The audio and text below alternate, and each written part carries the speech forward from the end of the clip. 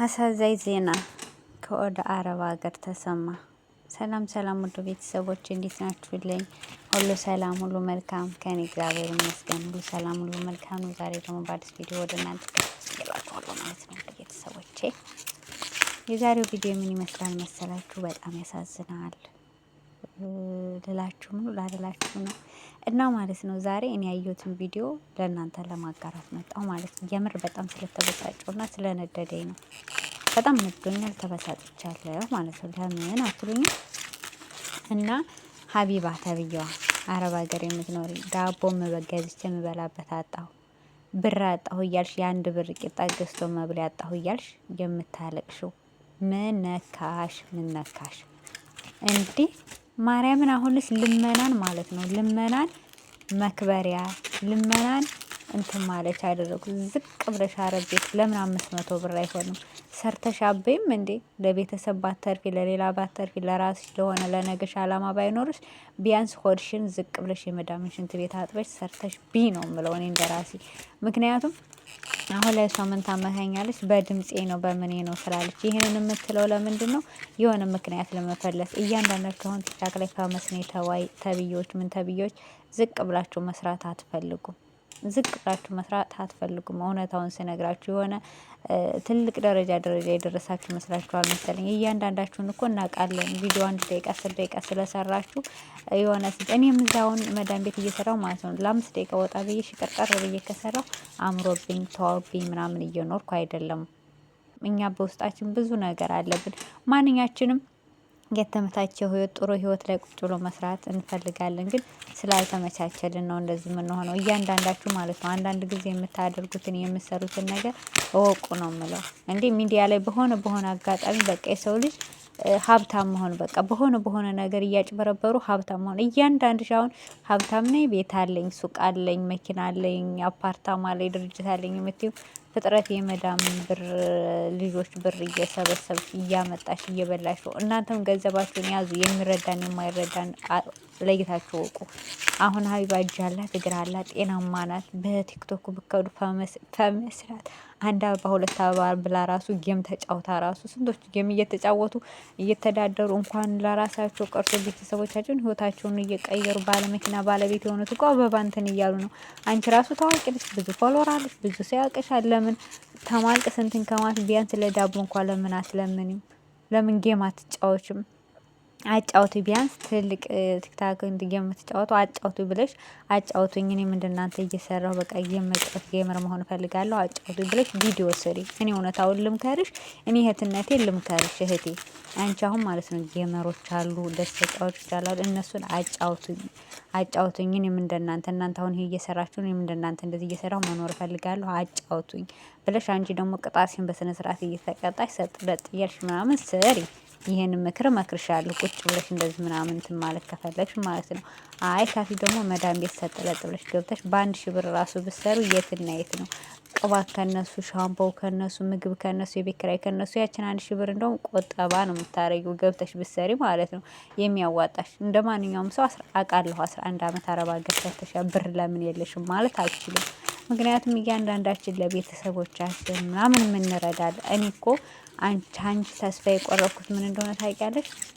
አባቴ ምንም ቢሆን ለአባቴ ይቅርታ አላረግለትም ያልሽ ጊዜ ነው እኔ ተስፋ የቆረኩት ከአንቺ። እንዴት አባትን ያክል እንዴት አባትን ያክል ተስፋ እንዴት እንደዛ ልትይቻልሽ? ምንም ቢሆን ማለት ነው ምንም ቢሆን አባት ነው። አባትሽን እንደዛ ማለት የለብሽም። እኔ ያን ጊዜ ነው ያስጠላሽኝ። አባትሽን እኔ ምንም ቢሆን እንደው ይቅር አልለውም ማለት የለብሽም። ምንም አባት ነው። ሰው ወንድ ልጅ ለጎረምሳ ለማንም ለማያውቁት አብልተው ስንት የሚነፋረቁ አሉ አይደል? እንኳን አንቺን ለአባት ለእናት እግዚአብሔር አይበለው እንጂ ሆነ ችግር ቢሆንብን ብንሞት እንኳ እኮ ለዛ ለቤተሰብ ነው አጽማችን ሆነ ሬሳችን የሚሄደው። ወይት ናችሁ ተብሎ የምንጠየቀው። ስለዚህ ገንዘባችሁን ያዙ እህቶቼ።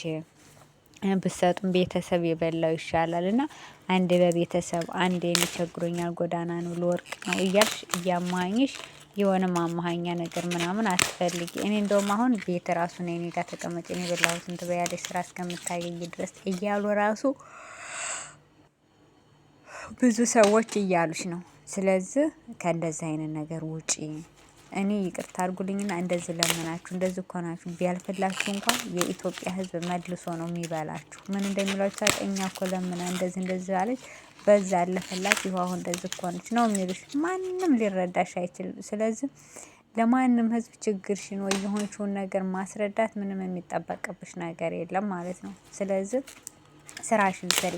ደግሞ አንዳንድ ጊዜ በድምጽ ያትበይ። ይሄ የተፈጥሮ ጉዳይ ነው፣ ከተፈጥሮ የመጣ ነው። ነገኛ ምን እንደምንሆን ምን እንደሚገጥመን ምን እንደምንሆን እያንዳንዳችን አናውቅም፣ ከኔ ጀምሮ ማለት ነው። ስለዚህ ራስሽን ጠብቀሽ በሚሆን ነገር ስራሽን ስሪ ነው የምለው እኔ እንደራሴ ማለት ነው። እሺ እንጂ ደግሞ እግዚአብሔር ይመስገን አረቦች በጣም ጥሩ ናቸው። እንደ ኢትዮጵያ ሰሪዎች አይደሉም። በነገራችን ላይ ይረዳሉ። እንደዚህ እንኳን መልካችን ባያምር ብናስጠላ እንኳ ማለት ነው። የምሬ ነው የምላችሁ። ብናስጠላ እንኳ ምን እንደሚሉን ታውቃላችሁ?